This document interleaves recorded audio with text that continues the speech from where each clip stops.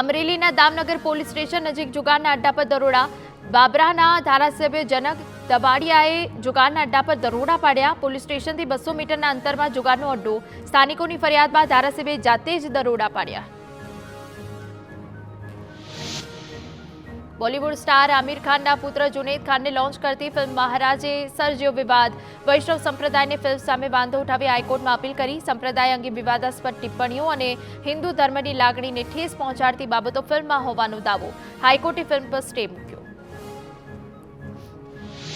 રાજકોટના ગોંડલમાં fire safety વગરના બિલ્ડિંગોને સીલ મારવાની કામગીરી કરાઈ. નોટિસ મળ્યા બાદ પણ ઇમારતમાં ફાયર સેફટીના સાધનો ઇન્સ્ટોલ ન કર્યા. ફાયર સેફટીની એનઓસી મળ્યા બાદ જ ઇમારતો ખુલી શકશે. કોંગ્રેસ સાંસદ ગેનીબેન ઠાકોરે પત્રકાર પરિષદને સંબોધન કર્યું. તમામ કાર્યકરોનો આભાર માન્યો. કહ્યું, બનાસકાંઠાની જનતાએ લોકશાહી બચાવવાનું કામ કર્યું. હું અન્યાય સામે અંત સુધી લડું છું, જેના કારણે કાર્યકરો અને લોકોએ મારા પર વિશ્વાસ મૂક્યો.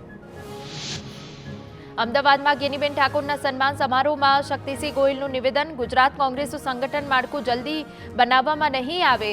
જેને માળખામાં રહેવું હોય એ પોતાનો બાયોડેટા આપે. બાયોડેટા આવ્યા હશે એમને 3 મહિના સુધી જિલ્લા પંચાયત બેઠક પર કામ આપવામાં આવશે. મારી નજીક હશે તો પણ હોદ્દેદાર નહીં બનાવવામાં આવે.